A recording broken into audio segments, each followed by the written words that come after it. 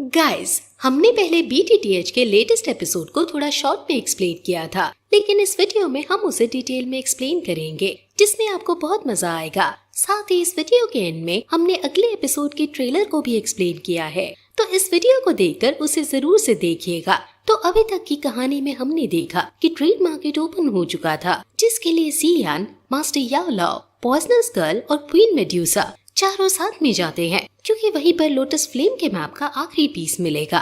वैसे उस पीस को एक ऑक्शन में नीलाम किया जा रहा था, जहां और भी कई सारे आइटम्स की बोली लगती है।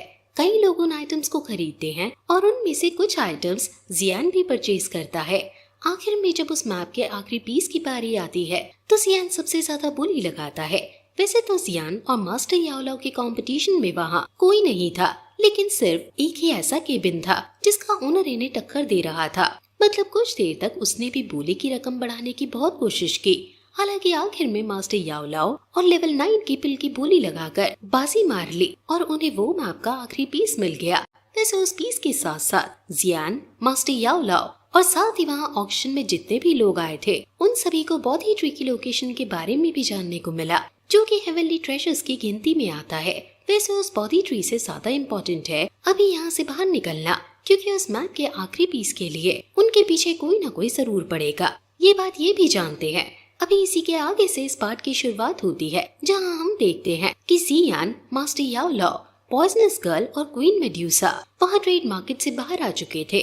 अभी वो उसी रेगिस्तानी इलाके से होकर वापस लौट रहे थे। उन्हें बहुत देर हो गई, लेकिन न ही अभी तक किसी ने उसका पीछा किया और न ही उन्हें किसी की एनर्जी महसूस हुई। जियान थोड़ा सा हैरान था और मास्टर याओ लाओ से कह रहा था कि मुझे लगा नहीं था कि हम इतना इजीली ट्रेड मार्केट से बाहर आ जाएंगे। जिस पर मास्टर याओ लाओ कहते हैं कि अगर कोई हमारे लिए प्रॉब्लम क्रिएट करना भी चाहे, तो भी वो ट्रेड मार्केट के आसपास प्रॉब्लम क्रिएट नहीं कर सकता, इसलिए शायद अभी तक हमारा किसी से सामना नहीं हुआ।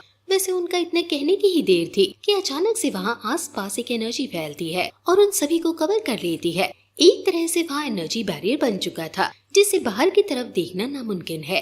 वैसे अचानक ही वहाँ उस एनर्जी बैरियर के अंदर एक पोर्टल ओपन होता है, जिससे वही आदमी निकल कर आता है जो कि जियान और मास्टर याओ लाओ के खिलाफ उस मैप के आखिरी पीस के लिए बोली लगा रहा था। वैसे वो अभी अपना बेड वगैरह लेकर आया था, जिसमें उसके साथ दो दूसरी लड़कियां भी हैं। वैसे कुछ ही देर में यहाँ उसका छोटा भाई भी टेलीपोर्ट होकर आता है। वो अभी क्वीन मेड्यूसा और पॉइजनस गर्ल को देखकर थोड़ा हैरान था। वो कह रहा था कि मुझे लगा कि हमारा सामना सिर्फ याओ लाओ से होगा। मुझे नहीं पता था कि हम इतने लकी हैं कि उस मैप के आखिरी पीस के साथ साथ दो इतनी ब्यूटीफुल लड़कियां भी हमें साथ ले जाने मिलेंगी। अभी ये बात सुनकर जियान को थोड़ा सा गुस्सा आ जाता है, लेकिन अभी वो दूसरी चीज में फंसा हुआ था। जियान ने ना ही इस तरह के हुलिये वाले लोग पहले कभी देखे हैं और ना ही उसने कभी इस तरह की एनर्जी किसी ओपोनेंट के अंदर महसूस की है, इसलिए वो नहीं समझ पा रहा था कि आखिर ये लोग हैं कौन। तभी मास्टर याओ लाओ बताते हैं कि ये स्कॉर्पियन डेमन है, जो कि बड़े ही वाहियात लोग होते हैं। ये गर्ल्स को ऑब्जेक्ट की तरह मानते हैं और उनका यूज करते हैं अपनी पावर इंक्रीज करने के लिए। अभी मास्टर याओ लाओ ये सब इसलिए बता पा रहे हैं क्योंकि उनका सामना इनसे पहले भी हो चुका है, और यही रीजन था कि वहाँ सामने जो स्कॉर्पियन डेमन्स है वो मास्टर याओ लाओ को जानते हैं। वैसे अभी लड़ाई शुरू करने के लिए सबसे पहले वो छोटा भाई अपनी पावर रिलीज करता है। उसकी पावर रिलीज करते ही वहाँ कई सारी फीमेल स्पिरिट्स आ चुकी थी, जिनका इन्होंने इस्तेमाल किया था खुद की पावर्स बढ़ाने के लिए। वैसे मास्टर याओ लाओ जियान से कहते हैं कि उन्हें लगा नहीं था कि ये लोग यहाँ उनका रास्ता रोकेंगे। हालांकि मास्टर याओ लाओ के हिसाब से ये लोग इतने भी ज्यादा ताकतवर नहीं है, इसलिए जल्द से जल्द इन्हें हराकर यहाँ से निकलना ही सही होगा, जिससे कि और कोई बीच रास्ते में कोई प्रॉब्लम खड़ी ना करे। अभी जियान से ऐसा कहते हुए वो तुरंत ही आइस पाम अटैक का इस्तेमाल करते हैं, जिसे रोकने के लिए वो डेमन स्कॉर्पियंस में से एक जो कि पहले यहाँ आया था, वो अपने पॉइजनस टॉर्नाडो का इस्तेमाल करता है।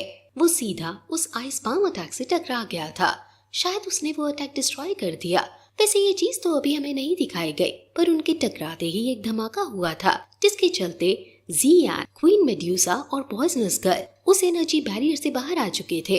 अभी वहाँ अंदर सिर्फ मास्टर याओ लाओ और वो दोनों स्कॉर्पियन डेमन ब्रदर्स हैं। अभी जियान को तो मास्टर याओ लाओ की थोड़ी चिंता हो रही थी, लेकिन इतने में ही वो दूसरा स्कॉर्पियन डेमन बाहर आ गया। वो अपने भाई से कहकर आया है कि जब तक वो याओ लाओ को हरा रहा है, तब तक वो बाहर जाकर जियान को हराएगा और साथ ही उन दोनों लड़कियों को भी लेकर आएगा। अभी मास्टर याओ लाओ ये देखकर उस पहले वाले डेमन स्कॉर्पियन से कहते हैं कि तुम दोनों भी मिलकर मुझे नहीं हरा सकते थे, लेकिन अब तुम्हारा भाई चला गया तो ये लड़ाई और जल्दी खत्म हो जाएगी। हालांकि वो स्कॉर्पियन डेमन कहता है कि हमारा जब पहले सामना हुआ था उससे मैं बहुत ताकतवर हो चुका हूँ, इसलिए मुझे नहीं लगता कि ये लड़ाई इतनी जल्दी खत्म होने वाली है। इतना कहकर उसने हमला करना शुरू कर दिया और मास्टर याओ लाओ भी उस पर हमला करने लगे। तभी सीन वापस से यहाँ बाहर आ जाता है जहाँ वो दूसरा स्कॉर्पियन डेमन अभी कह रहा था कि मुझे तुम दोनों लड़कियों से फाइट नहीं करनी, मैं नहीं चाहता कि तुम्हें चोट लग जाए वरना मेरा भाई मुझ पर गुस्सा करेगा। अभी मुझे सिर्फ लड़के तुमसे लड़ना है, ऐसा वो जियान से कह रहा था। उसके हिसाब से ये लड़ाई जल्दी खत्म हो जाएगी क्योंकि उसका पावर लेवल और जियान का पावर लेवल डिफरेंट है। अभी जब उसने एनर्जी रिलीज की तो जियान ने भी महसूस कर लिया कि वो दो सॉन्ग के 9 स्टार के पीक पर पहुंच चुका है। मतलब ये लड़ाई सच में इतनी ज्यादा आसान नहीं होगी, लेकिन फिर भी वो हमला करना शुरू कर देता है। अभी आसमान में दोनों के हमले टकराते हैं, जिस बीच जियान नोटिस करता है कि क्लोज कॉम्बैट में फाइट करना उसके लिए बहुत मुश्किल होगा क्योंकि स्कॉर्पियन डेमन के अटैक फिजिकली बहुत स्ट्रॉन्ग है। ऐसा तो नहीं है कि जियान के हमले कमजोर हैं, लेकिन अगर वो क्लोज कॉम्बैट में फाइट करता है तो ये लड़ाई बहुत देर तक चलेगी, जो कि जियान नहीं चाहता। वैसे अभी लड़ाई के बीच पॉइजनस गर्ल और क्वीन मेड्यूसा भी जियान की मदद कर रहे थे। वो भी बीच बीच में उस स्कॉर्पियन डेमन पर हमला कर रहे थे, जो उसे अच्छा नहीं लगता। वो कहता है कि मैं तुम्हें चोट नहीं पहुंचाना चाहता, आखिर तुम मुझ पर हमला क्यों कर रही हो। ऐसा कहते हुए वो तुरंत ही क्वीन मेड्यूसा की तरफ बढ़ चुका था। हालांकि रास्ते में ही वो महसूस कर लेता है कि क्वीन मेड्यूसा को अगर चोट पहुंची तो उसका भाई सच में गुस्सा करेगा, इसलिए वो बस एक चक्कर लगाकर पॉइजनस गर्ल की तरफ हमला करने लगा। अब इसका कारण तो आप लोग समझ ही गए होंगे। वैसे इस बीच जियान की नजर वहाँ उस एनर्जी बैरियर पर थी जिसके अंदर मास्टर याओ लाओ और वो पहला स्कॉर्पियन डेमन फाइट कर रहे हैं। जियान अभी खुद से ही कहता है कि वो मास्टर याओ लाओ के बाहर आने का इंतजार नहीं कर सकता। उसे किसी भी तरह से उस स्कॉर्पियन डेमन को हराना होगा जिससे वो मास्टर याओ लाओ की मदद कर सके, या फिर तब तक अगर मास्टर याओ लाओ भाग जाए तो वो जल्द से जल्द यहाँ से निकल सके। यही सोचते हुए वो तुरंत ही 3 स्टेज मिस्टीरियस ट्रांसफॉर्मेशन टेक्निक को एक्टिवेट कर लेता है, जिसके बाद उसके पास बढ़ चुके थे। अभी टेक्निक कंप्लीट कर वो तुरंत ही उस स्कॉर्पियन डेमन पर हमला करने लगा था। वो स्कॉर्पियन डेमन भी महसूस करता है कि जियान के अटैक अब पहले से ज्यादा पावरफुल हो चुके हैं, लेकिन कुछ हद तक अभी भी वो लेवल में जियान से आगे है, इसलिए वो अभी बहुत ही ज्यादा कॉन्फिडेंस में था। वो जियान पर फिजिकल अटैक का ही इस्तेमाल कर रहा था क्योंकि उसके हिसाब से इस तरह के हमले जियान को धीरे धीरे थोड़ा कमजोर करेंगे। जियान भी उसके साथ फिजिकल फाइट ही करता है, लेकिन इसमें वो हार रहा था। अचानक ही स्कॉर्पियन डेमन ने हमला किया और जियान सीधा जमीन पर आ गिरा। अब वैसे तो उसने खुद को संभाल लिया था, लेकिन अगर इस तरह से वो हारेगी तो ये लड़ाई बहुत लंबी चलेगी। उसे अब ये लड़ाई बस एक ही हमले में खत्म करनी थी।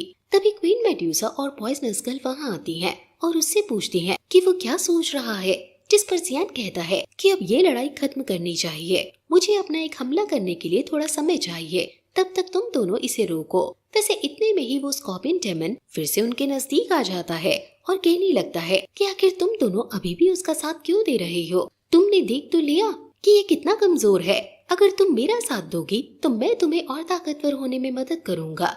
हालांकि उसकी बकवास सुन सुनकर पॉइजनस गर्ल को भी बहुत ज्यादा गुस्सा आ चुका था, इसलिए वो बिना किसी इंतजार के तुरंत ही हमला करना शुरू कर देती है। उसे इतना फॉर्म में देखकर क्वीन मेड्यूसा भी आगे आती है और खुद पाइथन फॉर्म में आकर खुद भी अटैक करने लग जाती है। अभी वो दोनों मिलकर हमला कर रही थी, जो देखकर वो स्कॉर्पियन डेमन बहुत हैरान था क्योंकि पहले उसे लगा कि ये दोनों बस सुंदर लड़कियां हैं, लेकिन अब वो पहली बार उनकी पार देख रहा है। पॉइजनस गर्ल के अंदर पॉइजन ही पॉइजन है। साथ ही वही दूसरी तरफ क्वीन मेड्यूसा एक इतनी खतरनाक 7 कलर पाइथन है। वो अभी अपने डिसीजन से खुश था कि अच्छा है, पहले वो इन दोनों के ज्यादा नजदीक नहीं गया, वरना वो वैसे ही मारा जाता। हालांकि अभी वो दोनों जब मिलकर हमला कर रही थी तो वो स्कॉर्पियन डेमन उनके हमले से बच रहा था। वैसे बीच बीच में वो अटैक जरूर करता है, लेकिन वो 1 वर्सेस 2 की फाइट में अब थोड़ा कमजोर होते दिख रहा है। वैसे उसे इस लड़ाई में मजा आ रहा था। वो कह रहा था कि काश तुम ही दोनों पहले लड़ने के लिए आई होती, तुम्हारा वो कमजोर दोस्त तो बस टाइम पास कर रहा था। ऐसा कहकर वो फिर से आगे बढ़ता है और क्वीन मेड्यूसा और पॉइजनस गर्ल की तरफ हमला करने लगता है। अभी इस वक्त वो बिल्कुल भी सीरियस नहीं था, लेकिन अचानक ही उसे एक एनर्जी की वेव महसूस हुई जो कि पीछे की तरफ से आ रही थी। जैसे ही वो पीछे पलटा तो उसने देखा कि जियान हेवनली लोटस क्रिएट कर रहा है। वैसे जियान को इतनी देर नहीं लगती और अब तक ये स्कॉर्पियन डेमन कभी का मारा जा चुका होता, लेकिन जियान को टाइम इसलिए लग रहा है क्योंकि इस बार वो अपने हेवनली लोटस में एक और फ्लेम ऐड कर रहा है। ऐसा वो इसलिए कर रहा है क्योंकि ये जगह सबसे बेस्ट है इस तरह का एक्सपेरिमेंट करने के लिए, और अभी तक मास्टर याओ लाओ भी नहीं आए हैं, इसलिए उसके पास अभी थोड़ा समय है। अभी जब वो लोटस क्रिएट कर रहा था तो उससे बहुत पावरफुल एनर्जी वेव्स निकल रही थी, जिन्हें महसूस कर कर ही वो स्कॉर्पियन डेमन समझ गया कि अब उसकी फील्डिंग सेट हो चुकी है। उसे जल्द से जल्द जियान को हेवनली लोटस क्रिएट करने से रोकना था। वो तुरंत क्वीन मेड्यूसा और पॉइजनस गर्ल को वहीं दूर छोड़कर जियान पर हमला करना शुरू करता है, लेकिन क्वीन मेड्यूसा और पॉइजनस गर्ल आगे आकर उसका रास्ता रोकने लगती हैं। इस बीच उसने एक बहुत पावरफुल हमला किया, लेकिन क्वीन मेड्यूसा ने एक बैरियर क्रिएट कर लिया जिसने उस स्कॉर्पियन डेमन के अटैक को डिस्ट्रॉय कर दिया था। इस चीज से वो स्कॉर्पियन डेमन बहुत गुस्से में आ चुका था। वो कह रहा था कि मैं इतनी देर से तुम्हारी तारीफ कर रहा था, लेकिन फिर भी तुम समझने को तैयार नहीं हो। तुम मेरी ओपोनेंट नहीं हो, लेकिन अगर तुम्हें मुझसे लड़ना ही है तो अब मैं तुम्हें अपनी पूरी पावर दिखाऊंगा। वैसे अभी जैसे ही उसने अपना डायलॉग पूरा किया, इतने में ही वो एनर्जी बैरियर टूटा और वहाँ से उसका वो बड़ा भाई बहुत ही तेजी से दूर फेंकते हुए दिखा। मतलब मास्टर याओ लाओ ने उसे बहुत पीटा है। अभी अपने भाई की बुरी हालत देखकर वो समझ चुका था कि यहाँ से भागने में ही फायदा है, क्योंकि कुछ ही समय में जियान का वो हेवनली लोटस भी क्रिएट हो जाएगा। हालांकि अगर वो जब यहाँ से भाग ही रहा है तो क्यों ना थोड़ा प्रॉफिट कर कर भागे। वो कहता है कि उस मैप के आखिरी टुकड़े में वैसे भी मुझे कोई इंटरेस्ट नहीं था, मैं अपने भाई के साथ आया हूँ क्योंकि वो मुझे मदद के लिए लाया था। हालांकि अब उसे जो चाहिए था वो तो उसे नहीं मिला, लेकिन मुझे जो चाहिए वो मैं लेकर जाऊंगा। इतना कहकर उसने स्कॉर्पियन पॉइजन बॉल क्रिएट की, जिसमें उसने क्वीन मेड्यूसा और पॉइजनस गर्ल को कैद कर लिया था। ये पॉइजनस बॉल थोड़ी अलग तरीके की थी। इसमें कई सारे स्पेल्स का इस्तेमाल हुआ है जो कि बॉल के अंदर फंसे हुए पर्सन पर अटैक करते हैं, जिससे कि वो कमजोर पड़ जाए और उस बॉल से बाहर ना आ पाए। हालांकि वहाँ क्वीन मेड्यूसा और पॉइजनस गर्ल थी जो कि बहुत ताकतवर है और उनके लिए उन स्पेल्स वाले अटैक्स को रोकना कोई ज्यादा मुश्किल काम नहीं है। वो इजीली उन अटैक्स को डिस्ट्रॉय कर रही थी, इसलिए उस स्कॉर्पियन डेमन को भी बहुत समय लग गया। इतने में ही जियान का हेवनली लोटस भी क्रिएट हो चुका था। जैसे ही वो ये चीज देखता है तो तुरंत वहाँ से भागने लगता है, क्योंकि अब उसे अपनी जान बचानी पड़ेगी। लेकिन इतने में ही जियान ने हेवनली लोटस उसके पीछे छोड़ दिया। उसने देखा कि जियान के हेवनली लोटस की स्पीड उससे ज्यादा है, तो तुरंत ही वो एक जगह पर रुक गया। एक जगह पर रुककर होली स्कॉर्पियन बेल समन करता है, जो कि एक डिफेंस टाइप अटैक है। उसकी वजह से एक स्पिरिचुअल बेल वहाँ पर आ चुकी थी, जिसका साइज बहुत बड़ा था।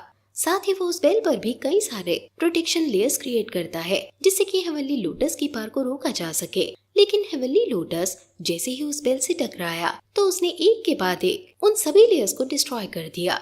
साथ ही बाद में एक बहुत ही ज्यादा तेज धमाका होता है, जिसके चलते वो स्कॉर्पियन डेमन वही मारा जा चुका होगा। अभी जा चुका होगा मैंने इसलिए कहा क्योंकि वहाँ पर उसकी बॉडी भी नहीं बची थी। बस आखिरी धमाके के बाद एक स्क्रोल जियान की तरफ उड़ता हुआ आया, जो कि उसने कैच कर लिया। वो बॉडी स्ट्रेंथनिंग टाइप टेक्निक का स्क्रोल था, जो कि जियान के हिसाब से बहुत रेयर है।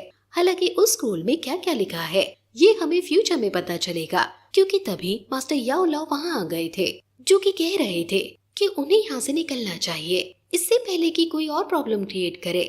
वैसे उस स्कॉर्पियन डेमन के बड़े भाई को भी मास्टर याओ लाओ ने खत्म कर दिया। या तो वो भाग गया या मारा गया, ये चीज हमें शायद फ्यूचर में पता चले। अभी के लिए ये लोग वहाँ से निकल जाते हैं। रात के समय हम देखते हैं कि जियान और मास्टर याओ लाओ अभी मैप के सारे टुकड़ों को कनेक्ट कर रहे थे। अभी एक साथ रख देने के बाद मैप पूरा तो हो गया, लेकिन कहीं से भी वो कोई स्पेशल मैप नहीं लग रहा था, या फिर उसने कोई क्रॉस भी नहीं बनाया हुआ जहाँ जाकर उन्हें खजाना मिल जाए। अभी जियान को तो लग रहा था कि उन्हें बहुत गंदे वाला बेवकूफ बनाया गया है, लेकिन मास्टर याओ लाओ कहते हैं कि ऐसा नहीं है। इन सभी टुकड़ों से हेवनली फ्लेम को महसूस किया जा सकता है, ये कहीं से भी गलत टुकड़े नहीं है। हालांकि अगर मास्टर याओ लाओ की बात सही है तो किसी दूसरे तरीके से इस मैप को एक्टिवेट किया जाता होगा। यही सोचकर जियान उस पर अपनी ब्लड की एक ड्रॉप डाल देता है, क्योंकि पहले भी बोन विंग्स एक्टिवेट करने के लिए उसने इसी तरह से अपना ब्लड यूज किया था। साथ ही स्क्रोल्स और कई सारी बुक्स को खोलने के लिए भी इसी टेक्निक का इस्तेमाल किया जाता है। हालांकि उस मैप पर ये चीज काम नहीं करती, बस उस पर एक धब्बा लग चुका था। अभी मास्टर याओ लाओ कहते हैं कि हमें कुछ और सोचना होगा।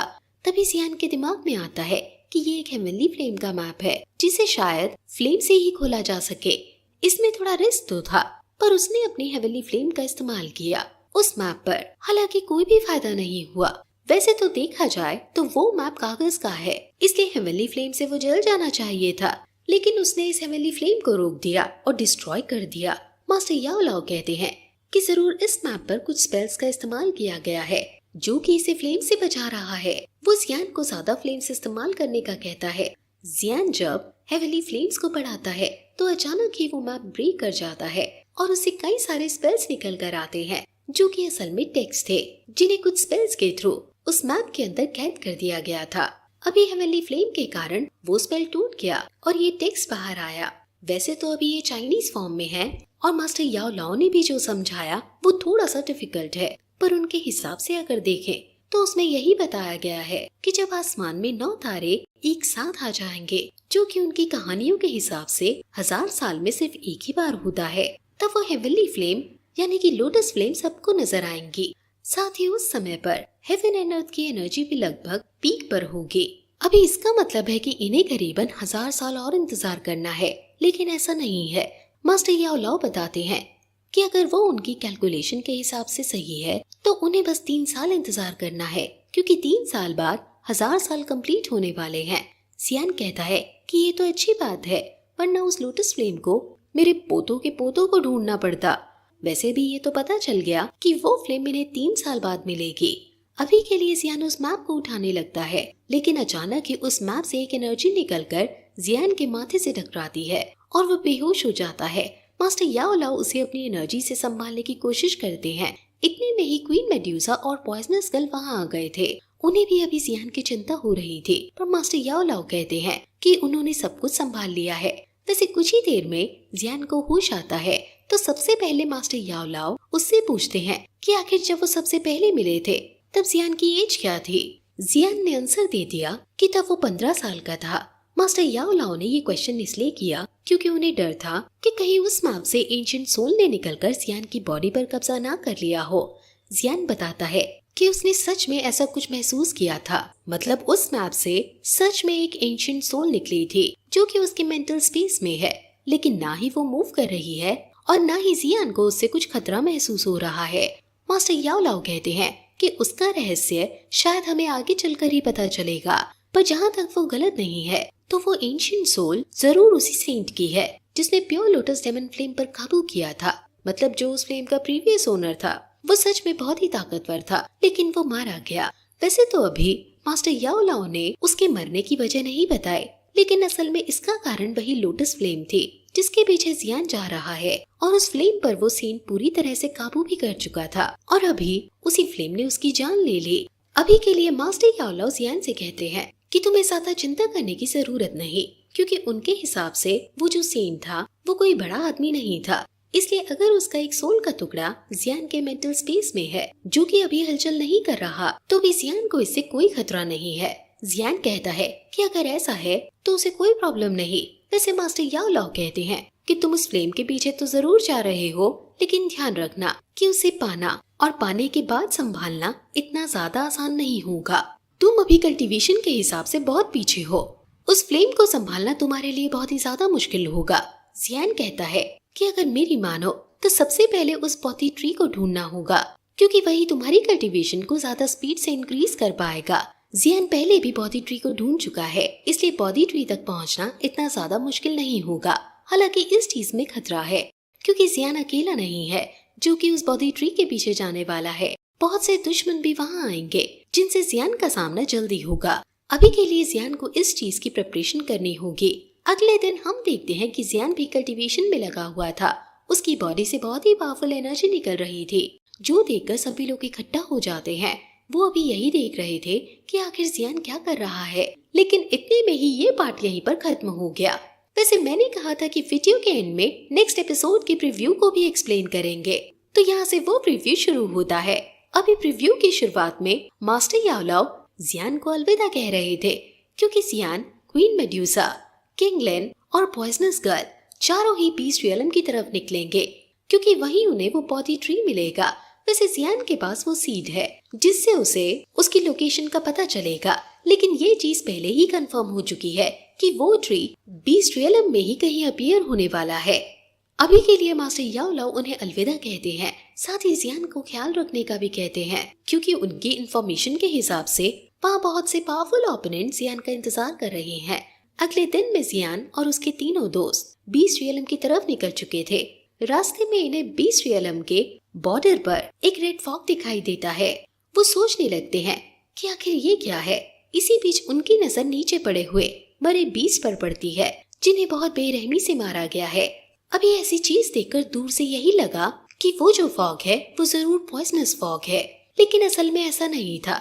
ये लोग जब पास गए तो उन्हें कहीं भी किसी पॉइजन की स्मेल या फीलिंग नहीं आ रही थी, पर कुछ ही देर में जियान समझ गया कि आखिर इस रेड फॉग का कारण क्या है। वो सभी को बताता है कि ये कोई फॉग नहीं है, असल में ये इंसेक्ट है जो कि इतने छोटे हैं कि अगर कोई दूर से इन्हें देखे तो वो ये बता ही नहीं सकते कि ये कीड़े हैं। हालांकि इन्हीं कीड़ों की वजह से वो बड़े बड़े बीस्ट मारे गए, क्योंकि वो कीड़े गिनती में बहुत ज्यादा है। अभी इन लोगों को पता भी नहीं चला था कि वो सारे कीड़े इनकी बॉडी पर आ चुके थे। वैसे तो जियान के पास हेवनली फ्लेम्स हैं, जिन्हें रिलीज कर वो इजीली इन कीड़ों को खत्म कर देता है, क्योंकि वो इंसेक्ट हीट सहन नहीं कर सकते। अभी जियान ने अपने आसपास के सभी इंसेक्ट्स को जला दिया, लेकिन वहाँ क्वीन मेड्यूसा, पॉइजनस गर्ल और किंगलेन तीनों की बॉडी पर भी इंसेक्ट आ चुके थे। जियान तुरंत ही अपनी हेवनली फ्लेम उनके साथ शेयर करता है और उनके आसपास उड़ रहे इंसेक्ट्स को भी खत्म कर देता है। उन लोगों को फ्लेम से इसलिए असर नहीं हो रहा क्योंकि जियान अपनी फ्लेम्स को कंट्रोल किए हुए है। वैसे इसके बाद वो आसपास की जगह को भी थोड़ा साफ करता है और फिर वो चारों वहाँ से आगे बढ़ जाते हैं। अभी वो लोग परफेक्टली बीस्ट रियलम में एंटर कर चुके थे। इसी बीच हमें बाकी ओपोनेंट को दिखाया जाता है जो कि पौधी ट्री के लिए यहाँ आए हुए हैं, जिनकी मुलाकात जियान से बाद में होगी। इस बीच कई पुराने चेहरे भी दिखाई देते हैं, जैसे कि यूनियन और यान रैन। वो भी यहाँ पौधी ट्री की तलाश में आए हैं फ्लावर सेट की तरफ से, क्योंकि यूनियन अभी वहाँ की लीडर बन चुकी है। वैसे तो इनके साथ कई सारे एल्डर्स भी आए हुए थे, लेकिन ये अभी थोड़ी प्रॉब्लम में फंस चुके हैं क्योंकि स्काई प्रोफाउंड सेट के डेप्यूटी चीफ ने इन पर हमला कर दिया है। इसके बारे में हमें अगले पार्ट में ज्यादा डिटेल में पता चलेगा। अभी के लिए सिचुएशन खराब इसलिए दिखाई दे रही है क्योंकि यूनियन हार रही थी। उसके कई सारे एल्डर्स मारे गए और अब बहुत कम एल्डर्स बचे हुए हैं जो कि उस डेप्यूटी चीफ को रोकने की कोशिश तो कर रहे हैं, लेकिन वो चाहकर भी उसे नहीं हरा सकते। वैसे वो डेप्यूटी चीफ इन्हें एक ऑफर देता है। वो कहता है कि वो उन्हें कुछ नहीं करेगा, लेकिन इसके बदले यूनियन और यान रैन को उससे शादी करनी होगी। खैर, सपने देखना अच्छी बात है, उस आदमी को एक हफ्ते तक और सपने देख लेने देना चाहिए, क्योंकि अभी के लिए ये पार्ट यहीं पर खत्म होता है। अब अगले ही पार्ट में पता चलेगा कि आखिर उसके साथ क्या होने वाला है।